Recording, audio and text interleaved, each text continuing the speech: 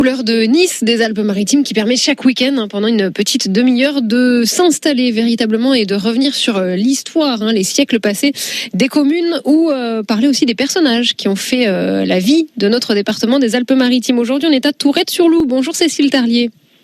Bonjour Alia, bonjour aux auditeurs. Président de l'association des guides de France, on s'en remet à vous chaque week-end pour revenir, je le disais, donc sur l'histoire de nos communes azuréennes. On parle de Tourette, donc on commence par ses origines, tant qu'à faire, pour cette première partie. Quel est le point de départ pour Tourette-sur-Loup ?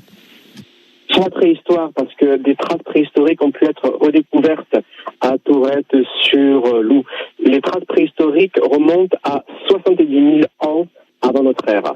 Donc un site très anciennement occupé, très anciennement habité, avec deux grottes préhistoriques majeures qui ont été découvertes par les archéologues et par les paléontologues. La grotte de la Baume obscure et la grotte du Pied Lombard, qui sont les deux sites préhistoriques les plus anciens de notre département, où l'on a retrouvé des traces de vie nomade. Les chasseurs nomades de l'époque occupaient ces deux grottes, la grotte de la Baume obscure et la grotte de Pied Lombard. Et autour de ces deux grottes préhistoriques, où les êtres humains s'adonnaient à la chasse, un site religieux a été construit, une sépulture avec un dolmen. Le dolmen de Cantracier est un dolmen où se trouvaient des vies religieuses, des traces de vie religieuses avec des tombes qui ont pu être reconstituées, redécouvertes par les archéologues. Et la préhistoire, elle est donc très largement représentée à Tourette-sur-Loup avec ces sites, dont les deux grottes préhistoriques.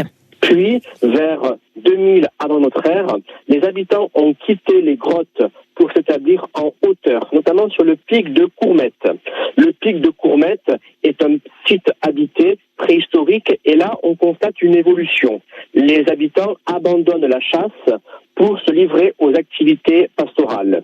Donc l'activité pastorale remplace progressivement la chasse et l'activité pastorale s'ordonne autour du pic de Courmette. Il se trouve que le site est assez stérile, assez peu propice à l'agriculture, assez peu propice à des moissons fertiles.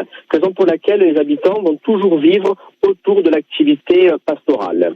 Puis, au IIIe siècle avant notre ère, il y a un oppidum celto-ligure qui se constitue à l'emplacement du village actuel. Donc, la fonction pastorale demeure, elle s'organise autour d'un oppidum.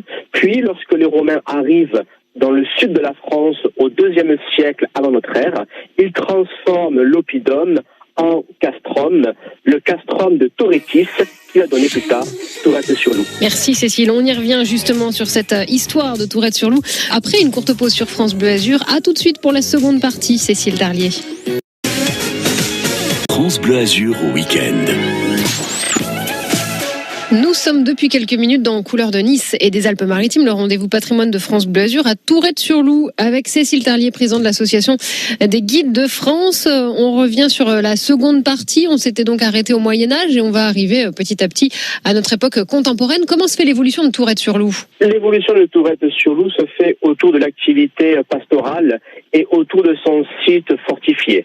Castrum de Torettis est le nom romain puis médiéval de Tourette-sur-Loup. Puis Tourette-sur-Loup devient une dépendance du comte de Provence. Les comtes de Provence ont autorité sur Tourette-sur-Loup, qui à l'époque s'appelle Tourette-les-Vence. Tourette-les-Vence, c'est le nom médiéval de Tourette-sur-Loup, qui a pris son nom actuel au début du XXe siècle. Donc Tourette-sur-Loup est une seigneurie avec un seigneur qui s'appelle Guichard de Villeneuve. Et Guichard de Villeneuve, seigneur de Tourette-sur-Loup, fait construire un château. Actuellement, c'est la municipalité de la ville, le conseil municipal, et Guichard de Villeneuve entretient de très bonnes relations avec le comte de Provence.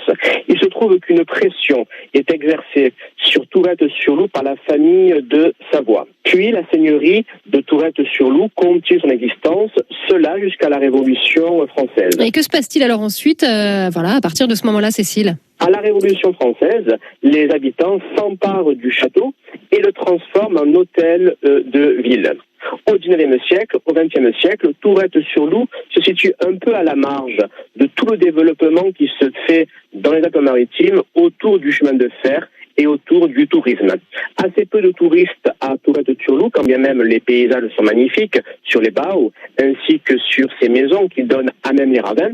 Et Tourette-sur-Loup va se développer autour de la violette, autour de l'horticulture, qui est l'activité économique principale de la ville depuis la fin du XIXe siècle. Toutes ces infos d'ailleurs, si on souhaite maintenant qu'on a quelques infos, si on souhaite profiter d'une visite en votre compagnie à Tourette-sur-Loup, comment est-ce qu'il faut procéder pour cet été ? Il suffit de se rendre sur le site guideaupluriel-france.com, d'entrer dans la rubrique Tourette-sur-Loup et de réserver nos visites. Elles sont ouvertes tous les jours de l'année. Merci Cécile. On retrouve également ces rendez-vous sur francebleu.fr et Tourette-sur-Loup, une idée de découverte ou redécouverte pour ces prochaines journées et pourquoi pas pour cet été. À demain Cécile, on sera du côté de Monaco. On va revenir sur ses origines aussi, son passé, son histoire. Exactement, les origines de Monaco qui sont aussi très historiques, très anciennes, avec des points de vue exceptionnels. Et à demain pour de nouvelles explications sur France Bleu Azur, couleur de Nice des Alpes-Maritimes et donc de la principauté de Monaco demain entre midi et demi comme tous les week-ends. France Bleu Azur. Dans le prochain quart d'heure sur France Bleu Azur, c'est Laurent Petit-Guillaume qui arrive avec